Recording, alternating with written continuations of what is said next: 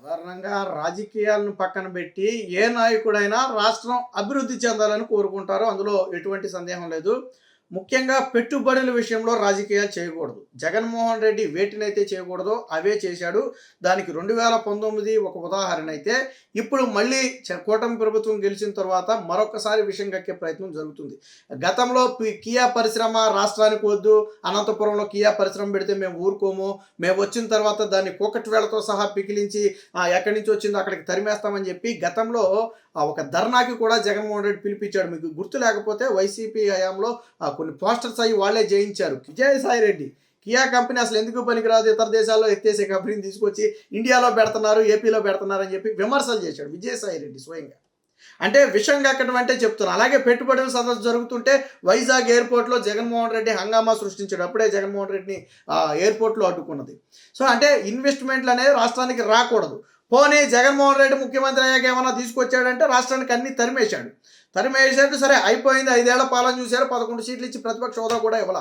ఇప్పుడు ఇటు నారా లోకేష్ అటు చంద్రబాబు గారు ఇద్దరు కూడా దావోస్ పర్యటనకి వెళ్ళి శక్తి వంచన లేకుండా కృషి చేసి రాష్ట్రానికి పెట్టుబడులు తెచ్చే ప్రయత్నం చేశారు. ఎన్నడూ లేని విధంగా రోజుకి 7-8 మంది డెలిగేట్స్ని కలుస్తూ రాష్ట్రానికి పెట్టుబడులు పెట్టమని ఆహ్వానించారు. సరే ఎంతమంది వస్తారో పక్కన పెడతాం. అంటే ఏ స్థాయిలో కృషి చేశారు అనేది చెప్పడానికి ఇది ఒక ఉదాహరణ. అయితే పాజిటివ్ రిజల్ట్ వచ్చాయి, చాలామంది పాజిటివ్గా స్పందించారు. త్వరలోనే వీళ్ళందరూ కూడా రాష్ట్రాన్ని సంప్రదించి పెట్టుబడులు పెట్టడంపై వారి యొక్క సుముఖత వ్యక్తం చేస్తారు, అవసరమైతే ఎంఓఏలు కుదుర్చుకుంటారని చెప్పి కూడా చెప్పడం జరిగింది. ఇదిగో జగన్మోహన్ రెడ్డి కడుపు మండింది. సాక్షిని ఉంది కదా జగన్మోహన్ రెడ్డికి వాడుకోవడానికి ఒక అవినీతి పత్రిక ఉంది కదా సాక్షి. ఎందుకు అవినీతి పత్రిక అంటే సాక్షిలో జగన్మోహన్ రెడ్డి సింగిల్ రిప్ కూడా పెట్టల. సాక్షి కంపెనీలో జగన్మోహన్ రెడ్డి ₹1 కూడా పెట్టలేదు వాటా. అందుకని ఇది అవినీతి పత్రిక అంది. ఎందుకంటే నేను కూడా రూపాయి పెట్టకుండా నాకు కూడా ఒక కంపెనీ రావచ్చుగా, నాకెందుకు రాలేదు? నాడు తండ్రి అధికారాన్ని అడ్డం పెట్టుకుని క్విట్ ప్రోకో తండ్రి మేలు చేస్తే పెట్టుబడులు సాక్షిలో పెట్టారు. అలా వచ్చింది సాక్షి. ఇది సరే, ఇదంతా వేరే విషయం అనుకోండి, పక్కన పెడదాం. సాక్షిలో విషయం మొదలు పెట్టారు. ఏమని? సొంత డబ్బు కొట్టుకున్నారు, పెట్టుబడుల కోసం అని చెప్పి ప్రజాధర్యాన్ని దుర్వినియోగం చేశారు. అంటే వీళ్ళకి గతంలో కోడిగుడ్డు మంత్రి చెప్పాడు చూడండి, దావోస్లో చలి ఎక్కువ ఉంటుంది, -డిగ్రీ ఉంటుంది, ఎవడైనా స్నానం చేయగలదురా, అందుకే మేము వెళ్ళలేదని చెప్పాడు చూడండి. అలా పాపం చంద్రబాబు గారు కూడా చలి ఎక్కువ ఉంటుంది, నా వయసు పెద్దది కాబట్టి నేను కూడా వెళ్ళలేనని చెబితే సాక్షికి బాగుండేది. పాపం ఆయన ఏమో పాపం 7 వయసులో కూడా కనీసం అంత చలిలో స్వెటర్ కూడా, ఏదైతే కోడిగుడ్డు మంత్రి -డిగ్రీ చలి అన్నాడో అంత చలిలో కూడా ఆయన స్వెటర్ కూడా వేసుకోకుండా వెళ్ళి డెలిగేట్స్ని కలిసి రాష్ట్రానికి పెట్టుబడులు తేవాలని ఆయనే స్వయంగా సీఈఓగా మారి పవర్ పాయింట్ ప్రజెంటేషన్లు ఇచ్చి రాష్ట్రం యొక్క అభివృద్ధి గురించి వివరించి రాష్ట్రానికి పెట్టుబడుల కోసం ప్రయత్నం చేస్తుంటే పాపం వీళ్ళ కడుపు మండింది. ఎందుకంటే వీళ్ళలాగా కాముగా కూర్చుని వీళ్ళకి అప్పులు తెచ్చేసి పప్పు బిళ్ళలా ప్రజలకి పంచేసి వాళ్ళు అభివృద్ధి చెందకుండా ఎప్పుడు అణిచివేస్తే జగన్మోహన్ రెడ్డికి హ్యాపీ. బట్ ప్రజల్ని డెవలప్ చేసి వారిని కూడా అభివృద్ధి చేస్తే జగన్మోహన్ రెడ్డికి నచ్చదు. సాక్షిలో ఇక విష ప్రచారం మొదలుపెట్టారు. కోడిగుడ్డు మంత్రి ప్రెస్ మీట్ పెట్టాడు. వీళ్ళు తెచ్చే పెట్టుబడుల మీద నువ్వు ప్రెస్ మీట్ పెడితే సిగ్గులేదా? అసలు దావోస్ సమావేశాలకు వెళ్ళమంటేనే చలిగా ఉంది, నేను వెళ్ళలేదని పారిపోయినోడివి, నువ్వు సమావేశం పెట్టి ఈరోజు వాళ్ళ గురించి మాట్లాడటానికి సిగ్గులేదా? పోనీ చంద్రబాబు గారు ఒక్కడే వెళ్ళారా? అన్ని రాష్ట్రాలు, మహారాష్ట్ర ముఖ్యమంత్రి దగ్గర మొదలు పెడితే అన్ని రాష్ట్రాలు, ఈవెన్ తెలంగాణ ముఖ్యమంత్రి దగ్గర మొదలు పెడితే అన్ని రాష్ట్రాల ముఖ్యమంత్రులు అక్కడికి వచ్చారు. వాళ్ళ తరపున కొంతమంది మినిస్టర్లు వచ్చారు కొన్ని రాష్ట్రాల నుంచి.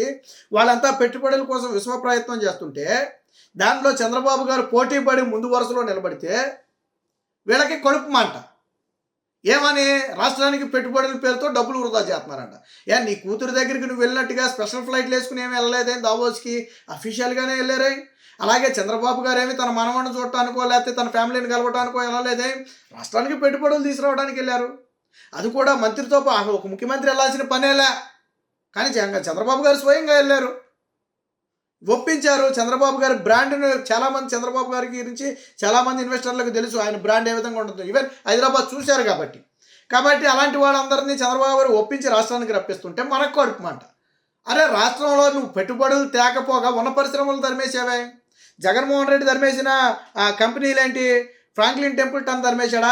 అమర్ రాజా, సౌత్ ఇండియాలోనే అతిపెద్ద బ్యాటరీ ఫ్యాక్టరీ. అమర్ రాజాను నువ్వు ధర్మేసావా? దాన్ని కేటీఆర్ సగ్గా రెడ్ కార్పెట్ పరిచి స్వాగతం పలికి స్వయంగా ఆయన ఓపెన్ చేశారు పక్క రాష్ట్రంలో. కేటీఆర్ అప్పుడు బీఆర్ఎస్ ప్రభుత్వం ఉంది అక్కడ. నువ్వు ధర్మేస్తే వాళ్ళు ఆహ్వానించారు. నువ్వు అమర్ రాజాను ధర్మేశావు, లూలు గ్రూప్ని ధర్మేశావు, అతిపెద్ద మాలు వైజాగ్లో. తర్వాత వాళ్ళు చెన్నైలో ఒకటి పెట్టారు, తర్వాత హైదరాబాద్లో ఒకటి పెట్టారు. అంతకంటే భారీ మాల్ అక్కడ రావాలి మన దగ్గర. వాళ్ళని తరిమేశావు. ఏషియన్ పేపర్ పల్స్ పరిశ్రమతో దాన్ని తరిమేశావు. ఆదాని డేటా సెంటర్ ఇది కూడా వైజాగ్, దీన్ని తరిమేశావు. హెచ్ఎస్బిసిని తరిమేశావు. సింగపూర్ స్టార్టప్ కంపెనీలు తరిమేశావు. రిలయన్స్ జియో, చిత్తూరులో రావాల్సిన రిలయన్స్ జియో ఒక ఫ్యాక్టరీని తరిమేశావు. అలాగే హోలీటెక్ని తరిమేశావు. రాజా పలాయనం మిల్స్ని తరిమేశావు. ట్రైటాన్ సోలార్ని తరిమేశావు. మెగా సీడ్ పార్క్ వెళ్ళిపోయింది. కియా అనుబంధ సంస్థలు తమిళనాడు వెళ్ళిపోయినాయి. జగన్మోహన్ రెడ్డి అప్పుడు పెద్ద న్యూస్ అయింది, మీకు గుర్తుందో లేదో, కియా కూడా ఎత్తేస్తారేమోనని జాతీయ స్థాయిలో ఒక న్యూస్ వస్తే అప్పుడు జగన్మోహన్ రెడ్డి ఇన్వాల్వ్ అయ్యి వాళ్ళందరినీ కాళ్ళాయాలా పట్టుకుని వాళ్ళతో ఒక స్టేట్మెంట్ ఇప్పించారు, మేము వెళ్తలేదని. అప్పట్లో ఇలా ఎవరో ఎంపీ అనుకుంటా మొహమ్మద్ అలీ పెట్టి బెదిరించాడు కదా, అలాగే ఏదో కాంట్రాక్ట్లు అడిగారంట, అందులో వాటాలు అడిగారంట. వాళ్ళు ఇవ్వనంటే పొమ్మన్నారంట. మేము పోతామంటే మళ్ళీ జాతీయ స్థాయిలో న్యూస్ అయితే తల కొట్టేసినట్టు అవుద్దని జగన్మోహన్ రెడ్డి ఏదో సాల్వ్ చేసి పెట్టాడు. దాన్ని అనుబంధ పరిశ్రమలు మాత్రం వెళ్ళిపోయాయి, అవి పోయాయి. జాకీ పరిశ్రమ వెళ్ళిపోయింది. అనంతపురంలో రావాల్సిన జాకీ పరిశ్రమ ఇది. అప్పట్లో పరిటాల సునీత మినిస్టర్గా ఉన్న సమయంలో పట్టుబడి తీసుకొచ్చినటువంటి పరిశ్రమ ఇది. ఆ పరిశ్రమ వెళ్ళిపోయింది. తర్వాత జువారీ సిమెంట్స్ వెళ్ళిపోయింది. ఇవి కదా జగన్మోహన్ రెడ్డి నువ్వు తరిమేసింది. మరి రాష్ట్రానికి ఈరోజు చంద్రబాబు గారు వచ్చిన తర్వాత ఒక్క కంపెనీ బయటికి వెళ్ళలేదే. అలాగే ఇన్వెస్ట్మెంట్లు ఆల్రెడీ ఎన్నెన్ని ఇన్వెస్ట్మెంట్లు వస్తున్నాయో, టీసీఎస్ పెట్టుబడులు పెట్టడానికి సిద్ధమైంది. Already petrol refinery oil already కేంద్ర ప్రభుత్వం దానికి ఆమోదం తెలిపింది. ఇలాగా ఒకటి కాదు రెండు కాదు అనేక పరిశ్రమల్లో పెట్టుబడులు పెట్టడానికి, 1,00,000 ఉద్యోగాలు కల్పించడానికి కూడా ఒప్పందాలు జరిగాయి. మరి ఇవన్నీ కాదని ఈరోజు పెట్టుబడులు తీసుకొస్తుంటే సొంత పత్రికలో విష ప్రచారం. ఎందుకు ఈ కక్ష? రాజకీయాలు వేరు, పెట్టుబడులు వేరు. నువ్వు రాజకీయంగా చంద్రబాబు గారిని విమర్శించాలంటే విమర్శించు, తప్పులేదు. కానీ పెట్టుబడుల మీద విషయం కక్కటం ఎందుకు? ఇక్కడ గతంలో చంద్రబాబు గారు, లోకేష్ ఒక మాట చెప్పారు, వాళ్ళకు ఒక వింత పరిస్థితి ఎదురైంది. ఇప్పుడు రమ్మన్నారు, మీరు బాగానే ఉంది, మళ్ళీ మేము వచ్చి పెట్టుబడులు పెట్టి కరెక్ట్గా మేము స్టార్ట్ చేసే టయానికి 5 ఏళ్ళు మళ్ళీ ఎలక్షన్ రావచ్చు. ఆ ఎలక్షన్లలో మళ్ళీ జగన్మోహన్ రెడ్డి వస్తే మా పరిస్థితి ఏంటి అని చాలామంది అడిగారంట. వాళ్ళు అడగటంలో తప్పులేదు, నేనేం తప్పు పట్టట్లేదు దాన్ని, అది కరెక్ట్ కూడా. ఎందుకంటే భయం. వాళ్ళు వందల వేల కోట్ల రూపాయలు పెట్టుబడి ఉత్తినే పెడతారా? మనం ₹1 పెట్టుబడి పెట్టే దగ్గర మనకు నష్టం జరుగుతుందంటే 1-10 సార్లు ఆలోచిస్తాం. మరి వీళ్ళు వందల వేల కోట్ల రూపాయలు పెట్టుబడిని పెట్టిన తర్వాత జగన్మోహన్ రెడ్డి వచ్చి నాకు వాటాలు ఇవ్వలేదు, మీరు ఖాళీ చేసేయండి అంటే ఇప్పుడు ఉన్న పరిశ్రమలు నేను మొన్న ధర్మేసినట్టు మా పరిస్థితి ఏంటని అడిగారంట. ఇది ఒక వింత పరిస్థితి ఎదురైంది. బట్ ఒక హామీ ఇచ్చారు, భవిష్యత్తులో ఇక్కడి నుంచి 15 ఏళ్ల పాటు జగన్మోహన్ రెడ్డి అనే వ్యక్తి సీఎం కాలేడు అని ఒక స్పష్టమైన హామీ ఇస్తే అప్పుడు చాలామంది మీరు రావడానికి ఆసక్తి చూపుతున్నారు.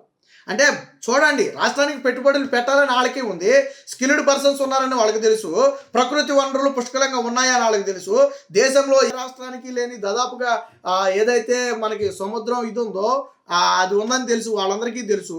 కానీ జగన్మోహన్ రెడ్డి లాంటి వ్యక్తిని చూసి భయపడుతున్నారు. అంటే చూడండి, జగన్మోహన్ రెడ్డి 5 ఏళ్ల పాలనలో ఇన్వెస్టర్లను ఎంత భయంకరంగా వేధించాడు అనడానికి ఇది ఒక ఉదాహరణ. ఏ పరిశ్రమ అయినా ఒకటే, ఒక పరిశ్రమను తరిమేస్తే దాని మీద ఆధారపడిన ఎంతోమంది నష్టపోతారు, దానికోసం పెట్టుబడిని నష్టపోతారు. వాళ్ళు ఏంటంటే ప్రభుత్వం ఏమి యుద్ధం చేయలేరు కదా. సో ఈ ఒక పరిస్థితి. అంటే మనం మంచి చేయలేము, సరే ఓకే, ఎదుటివాడి చేస్తే కనీసం చూసి కూడా ఓర్చలేకపోతే తప్పు కదా జగన్మోహన్ రెడ్డి. ప్రజలు అన్ని గమనిస్తూనే ఉన్నారు, ప్రజలు ఏది కూడా యాక్సెప్ట్ చేసే పరిస్థితి లేదు. ఎప్పటికైనా జగన్మోహన్ రెడ్డి ఈ విధానాలు మార్చుకోకపోతే వచ్చే ఎన్నికల్లో ఈ 11 సీట్లు కూడా రావు.